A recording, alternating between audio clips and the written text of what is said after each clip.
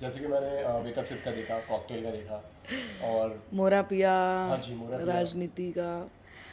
मुझे लगता है कि गाना गाना सिर्फ गाना गाना नहीं है, उसको जीना, जो शब्द हमें दिए जाते हैं उनको ज़िंदा करना, और उस पिक्चर पे जो भी हम फिल्म के लिए गा रहे हैं उनके जो सीन के इमोशंस हैं उन सबको जहन में रखना, और ख़ास तौर से जो अल्फाज हमें दिए गए हैं उनको ज़िंदा रखना। ये सब चीज़ें मैंने बहुत सारे तजुर्बे हुए हैं लाइफ में, और बहुत बड़े बड़े म्यूज़िशियंस से मैंने सीखी हैं, जो स्क्रीन राइटर्स हैं उन लोगों से सीखा। जैसे जावेद सिद्दीकी साहब का मैं एक इंटरव्यू पढ़ रही थी, तो उन्होंने कहा कि शब्दों को एहतियात से बरतो, उनमें जान होती है। तो हमारी ड्यूटी ऐसे, यदि हम प्लेबैक कर रहे हैं या वैसे भी कभी स्टेज पे भी गा रहे हैं, तो जो हम जो भी कलाम गा रहे हैं उसको ज़िंदा, उसको जी करके गाना, उसको फील करके गाना। तो शायद वो सब चीज़ें आप लोगों के सामने आ रही हैं गानों जैसे के कि माध्यम सॉन्ग का से। नाम है जीते हैं हम। आपकी जी, लाइफ में जीते हैं हम मोमेंट्स, क्या कौन सा ऐसा मोमेंट है जिसको हम कहते हैं कि कह सकते गाने हैं का कि टाइटल है अच्छा, जीते हैं जीते चल। हैं चल। तो बिल्कुल, जैसे मैंने कहा कि हर किसी की लाइफ में मूवमेंट आता है, मेरे भी लाइफ में ऐसा पीरियड आया कि 2011 10 में मुझे सारे अवार्ड्स मिले वेकअप सिड को लेकर के, एंड 2011 में ऐसा लगा लाइफ शैटर्ड हो गई, मिस्टर सेठ एक्सपायर्ड। और उसके बावजूद भी मैं रुकी नहीं, उनसे भी मैंने यही सीखा था, वो उनका भी मकसद यही था लाइफ का कि जीते हैं चल, कि कोई भी चीज़ रुकती नहीं है, you have to carry on. Life तो रुकी नहीं, उनके जाने के बाद भी नहीं रुकी, और अभी भी हम बढ़ते ही जा रहे हैं जिस दिशा में भी जा रहे हैं। तो मतलब जिस दिन वो 15 दिसंबर ही एक्सपायर्ड, और उसके बाद भी मैंने एक शो भी कैंसिल नहीं किया। इमीडिएट जो जो शो थे, किस तरीके से हिम्मत करके मैं गई, परफॉर्म किया, मूड भी बहुत बहुत ही शैटर्ड थी बिल्कुल, लेकिन रुकी नहीं, बढ़ती गई बढ़ती गई, वो सारी चीज़ों से बहुत हिम्मत आई। तो जब भी मेरे को ये गाने की स्टोरी जब राम ने बताई थी, तो मैं अपने आप से कनेक्ट कर रही थी, तो शायद इसलिए और उस गाने को समझ पाई, या उस गाने को जस्टिस दे पाई मैं इस गाने। तो जी। जीते हैं चल बाकी सॉन्ग से मतलब, सो कविता जी, जानना चाहूँगा कि जीते हैं हम बाकी सॉन्ग से कितना अलग है, कितना स्पेशल है।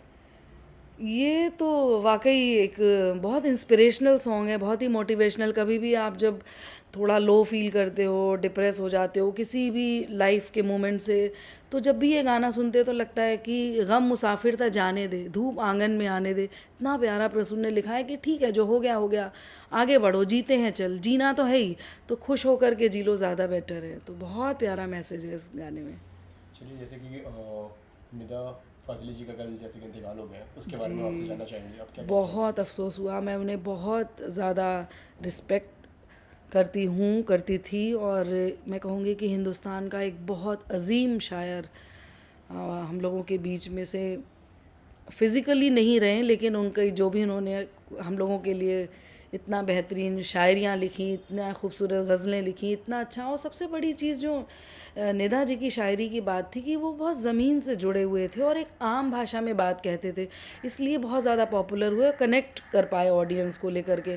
बहुत ये नहीं कि बहुत हैवी ड्यूटी शब्द लिख दिए, उनके जो दोहे, जो कबीर को भी वो उतना ही मानते थे और जितना वो इस्लाम को फॉलो करते थे, तो वो सारे मज़हबों को लेकर के चल कर के उन्होंने जो एक इंसानियत की बात अपनी पोइट्री में कही, दैट वाज अमेजिंग। बहुत खूबसूरत थी वो चीज़। सो आप उन्हें कोई ट्रिब्यूट देना चाहेंगे, उनका लिखा हुआ कोई एक गाना गुनगुनाना चाहेंगे दर्शकों के लिए। उनके तो सारे दोहे बहुत खूबसूरत हैं। जब कभी मैं थोड़ा सा म्यूज़िकली लो फील करती हूँ, तो उनका एक बड़ा प्यारा दोहा है कि सा से सा तक सात सुर, सात सुरों में राग, उतना ही संगीत है जितनी जिसमें आग। तो कि जितना आप उसमें भीगते जाओगे, डूबते जाओगे, उतना ही आप उसमें से मोती निकाल पाओगे संगीत के माध्यम से। और एक उनकी बेहतरीन गज़ल जो जगजीत जी ने गाई, और सबसे बड़ा एक वो चीज़ मुझे लगा कि कल जगजीत जी का बर्थडे था एंड निदा जी एक्सपायर्ड, मतलब। और वो उन दोनों की दोस्ती भी बहुत पॉपुलर थी इंडस्ट्री में, एंड बहुत अच्छे दोस्त थे वो लोग। पता नहीं ऊपर वाला क्या सोचता है। मैं दो लाइन उनकी, जगजीत जी की गज़ल की और जो निदा जी ने लिखी है, आई एम सिंगिंग देन। होश वालों को खबर क्या, बेखुदी क्या चीज़ है, इश्क कीजिए फिर समझिए जिंदगी क्या चीज़ है, होश वालों को खबर क्या, बेखुदी क्या चीज़ है। चलिए फिर से हम लौट के निर्जा पे आते हैं।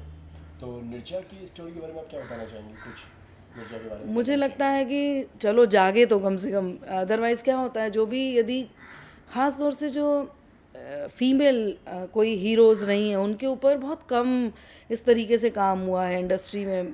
मेल हीरोज़ पे तो बहुत सारी स्टोरीज़ आती रहती हैं, फिल्में बनती रहती हैं। एक लड़की जो सिर्फ 23 साल की थी और वो 359 पैसेंजर्स को उन्होंने बचाया, उस उनकी बायोपिक लेकर के जो राम ने किया है, ये इसको एक फ़िल्म की शक्ल दी है, तो हेड्स ऑफ टू हिम। और किस तरीके से सोनम, अभी जो ट्रेलर्स आ रहे हैं तो सोनम ने भी बहुत बेहतरीन काम किया है और उम्मीद करती हूँ कि ये लोगों को ज़रूर पसंद आए, क्योंकि कंटेंट बहुत अच्छा है, बहुत रियल कंटेंट है, कुछ फिक्शंस नहीं है उसमें, रियल स्टोरी को लेकर के उन्होंने काम किया है। तो और राम जैसे डायरेक्टर हैं तो obviously film will touch Heights.